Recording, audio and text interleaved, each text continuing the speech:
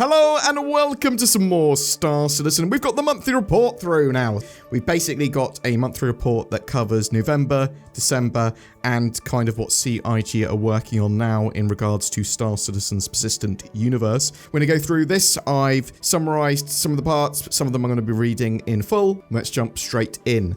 Ships. So Ship Art spent the end of 2024 putting the finishing touches on some upcoming vehicles that will be revealed or released later this year. Assumedly, the Misk Fortune is one of these. Alongside some unannounced vehicles, several upcoming vehicles progress through the white and grey box stages, including the Consolidated Outland Pioneer, the Drake Ironclad, the Anvil Paladin, the Misk Starlancer TAC, the Argo CSV FM, the fabrication model there, and the RSI Apollo and Perseus. Very excited for the Perseus. It is a big brawler of I suppose it's Corvette-esque sized. I believe we can expect a good amount of these to be in our hands by the end of the year as well. Core gameplay. All core gameplay teams were heavily involved in addressing stability and performance issues found during the 4.0 PTU. Programmers also worked on jump points, which are critical to connecting Stanton with Pyro and other systems later. A lot of effort went into creating a strong visual experience and the feeling of controlling the spaceship inside the tunnel. The new mission system received the final critical changes to prepare it for the new server-meshed environment. This overhaul is important to ensure missions persist as players cross between server boundaries, on server crash recovery, and between different servers. As the system was completely overhauled and most of the scripting logic rules changed, all mission archetypes needed to be rewritten. And as the number of territories or regions served by one dedicated server increased, more features were found to have issues with authority transfer, a unique problem caused by the ownership of the entity moving from one server to another. These issues proved challenging to address, but the benefits of more territories made it worth the time investment. The team was also heavily involved in new content, including contested zones, and took the opportunity to begin making changes to the Persistent Universe login flow, including allowing players to spawn directly into the persistent hangars at their home locations. Work was done in support of an upcoming ship, fixing quality of life issues with personal hangar and freight elevators, and a lot of bug fixing. And with 4.0.1 now and 4.0 on the preview build, they are continuing those fixes and hot fixes. In fact, a lot of the issues, most of the issues I'd say that the Persistent Universe is facing at the moment is to do with server meshing. For the most part, there's some other mission and general code related things as well, but they're focused on it. More work needs to be done though. Economy! The economy team at the end of the year were adjusting the prices of Quantanium and hydrogen fuel to account for the new tank sizes. Prices of vehicle components and ordnance were rebalanced with the aim of turning the use of a size 10 bomb into a serious financial decision. Vehicle repair costs were also rebalanced, taking into account the new prices for components and commodities. For example, repairing a ship's hull should now be a lot cheaper than replacing missing components. The ongoing missionary factor continued, with bugs being prioritized and triaged. While analytics show high completion rates for missions, some users are still coming across issues. From my point of view, talking to a load of people, some people they're completing like maybe 30% of the missions they are taking because they are unable to complete them for various reasons in 4.0.1. It is going to be dependent on the type of mission you take as well, because some may very easily complete and like consistently, and others very rarely, and some are like just entirely incompletable due to not progressing or NPCs not spawning. Anyway, the patches that are going out are trying to address this and are getting better and better with more and more fixes. The team are currently attempting to reproduce and fix exactly what is causing these issues. Along with this, mission design kicked off new content planned for 2025, more of which will be shared in the coming months. Narrative, planned storytelling and character initiatives beginning in the new year.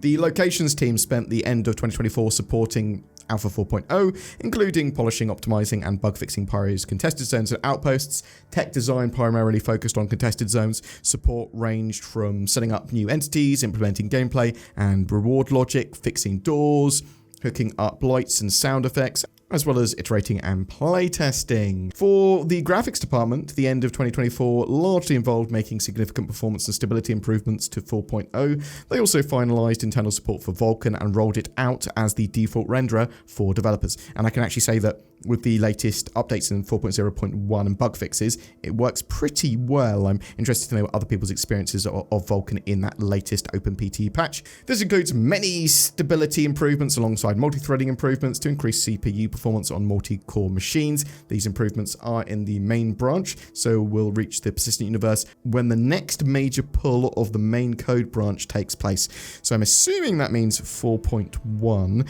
maybe wait until 4.1 before using Vulkan, or planning to use Vulkan, because there may be some other little bugs and problems. But if you're brave enough, try it out now. Tell me what you think. R&D for Global Illumination Reflections and Planet Tech V5 all progressed and will continue at full pace now that the team's work on 4.0 is complete. R&D continued to finalize the core system components for the first version of Dynamic Weather. The previous implemented weather map support was extended to also include a rain accumulation map with physically plausible evaporation and percolation models. This uses a planet's temperature, humidity, and wind map, which also drive terrain and biome generation as input. Support for rain clustering was added to limit rain to specific regions and types of cloud. Slimmer controls were added for light, and the quality of lighting event locations extracted from the weather map were improved. In addition to many improvements, weather animation states now propagate to all systems and threads working with them, so related gameplay and physics effects should be consistent with rendering.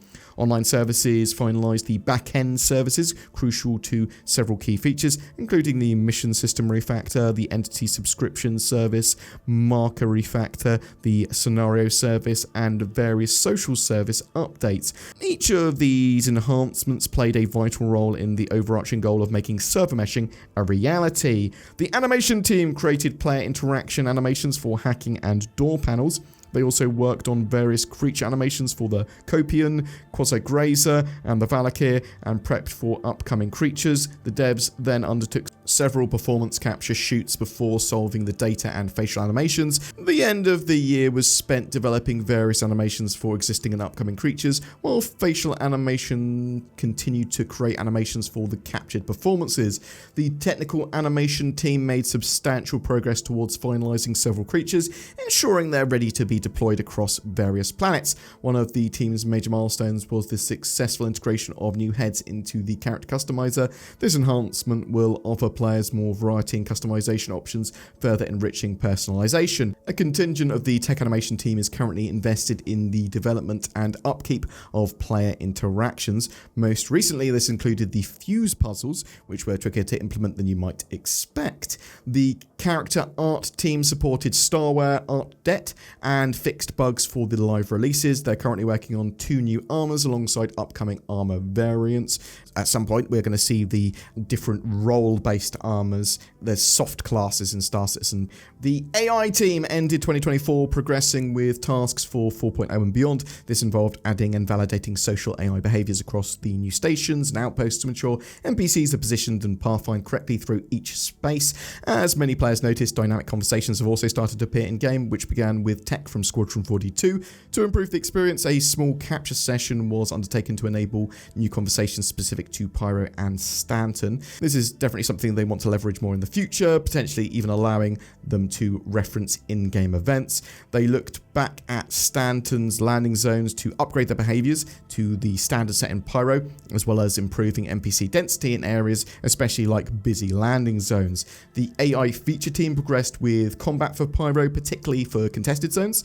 This led to improved server frame rate and stability. For example, ammo management spoofing is now functional in locations where ammo crates are yet to be balanced. As such, NPCs will reload, run out of ammo, and search for more from downed combatants to provide much needed ebb and flow to combat without needing to wait for a full looting rebalance. Time was also put into polishing, reloading, and ammo management animations and behaviors. AI features also improved the medic behavior that allows med-pen-equipped NPCs to revive their squad mates. This also creates gameplay opportunities by allowing players to bait enemies into the open to heal their comrades. The team also fixed issues when cover is compromised to ensure NPCs respond quickly when ambushed.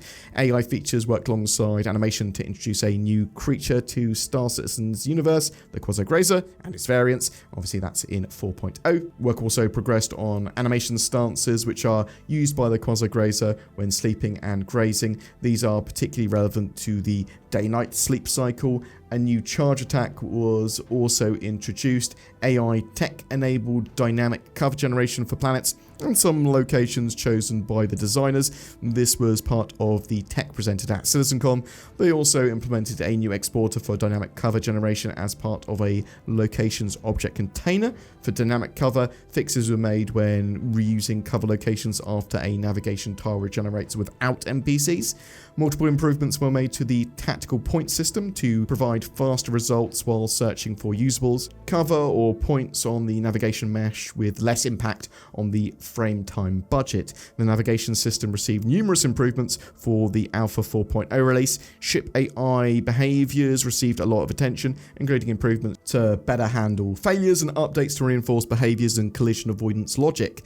They also began implementing movement requests for chasing targets. Boom! That's it for your monthly report for the Persistent Universe. I'm keenly awaiting the Squadron 42 monthly report newsletter. Apparently that's had big updates in the way that they're going to be conveying some of that information, so looking forward to that in the wake of CitizenCon and obviously that amazing Squadron 42 Chapter 1 playthrough. But yeah, really interested to know what you think. Are you looking forward to some of those ships like the Ironclad, the Paladin, the Starlance Attack, the Apollo, the Perseus, potentially coming out later this year? Are you much happier now at the rate of development progress for Star Citizen? They did say that this year is going to be a year of getting Star Citizen more and more playable. Do you believe that they're going to be able to do that? And are you keen to get 4.0.1 onto the preview and then live servers? Whatever your thoughts are on anything Star Citizen related, chuck them in the comments below. But thank you very much for watching. I hope you have a great rest of your day.